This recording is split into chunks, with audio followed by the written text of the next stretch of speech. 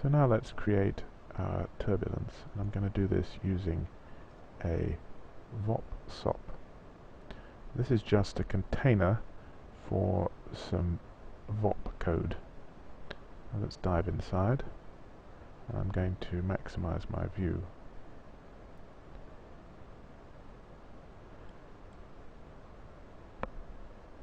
So we get by default some global variables and an output. And what we're going to do is take the position value P, change it and put it back into the position value. So let's start by getting in our rank parameter, which we earlier added. I'm going to color this red.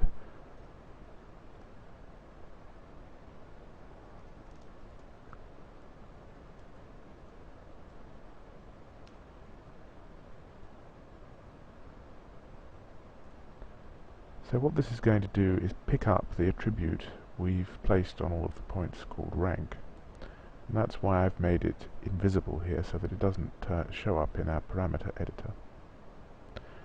And then I'm going to use that as the input to a ramp parameter. And I'm going to call this turb profile. If I put $OS in here, then the parameter name will take its name from the name of the node. And I'm going to put turbulence profile.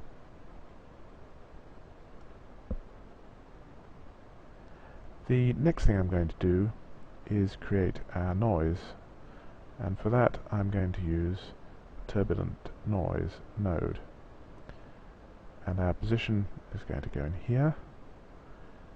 Let me edit some of the parameters. I'm going to use sparse convolution noise, because this varies between -1 and +1, which is what we want. And I want 3D noise. And I'm going to create parameters for all of the other inputs, apart from, let's move these up,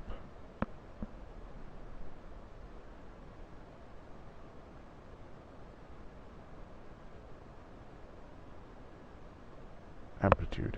I'm going to get rid of that. Let's select the rest of these, bring up a color box using C and color them light yellow so that we know that they're parameters. I'm now going to add a separate parameter, which is going to be a 3 float parameter, and I'm going to increase that to 1 for the defaults, and this is going to be turb amp.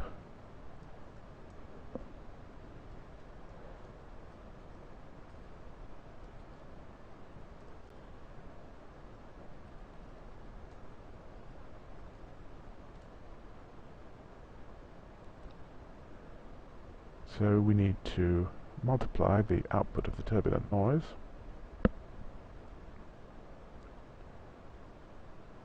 by the amplitude, and also by this factor derived from the profile. And then I need to add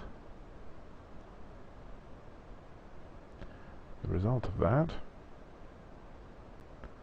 which should be a vector, it is, to our position, and then put the sum back in to the position. So let's see whether that's worked. Let's have a look at our VOP-SOP, and I can see there's a problem already, which is that the turbulence profile is giving us a color ramp.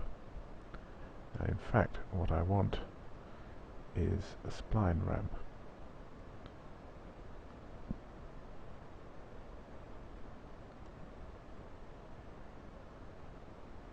And if we make our spline have a higher value nearer to 1, i.e. at this end of the trails, and we can see already that, we just put the display flag on here, that we're getting some turbulence. Let's play that through.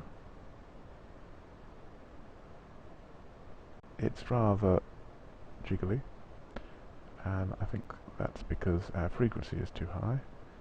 So let's change the frequency, and I'm going to change the amplitude, which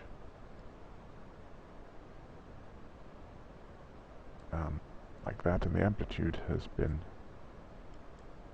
misnamed for some reason.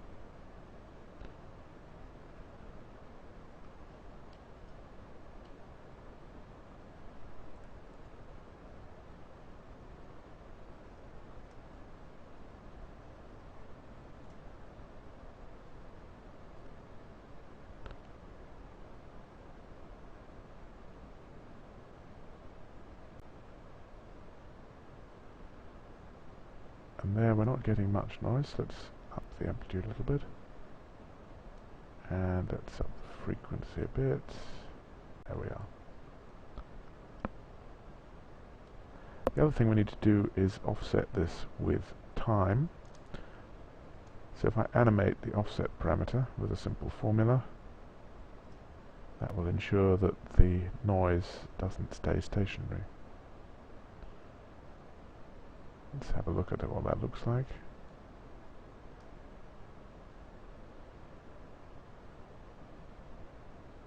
And there we have it. A trail with turbulence. So finally, to render these as curves, I'm going to need to add another attribute, which is the width.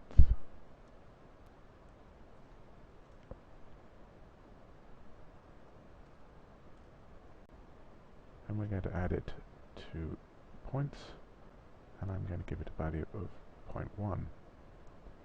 Now I've already got a camera set up. I haven't actually got a camera set up. Let's set one up. There's a camera, and I want a light,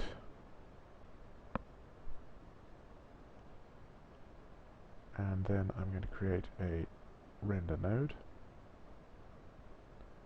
and let's go on to our IPR render view and render. Well, we've got a number of things that we don't really want to see. I've got the curve showing, which I don't want, and I've got the box showing, which I don't want. And there are our trails. Let's move the camera position a little bit.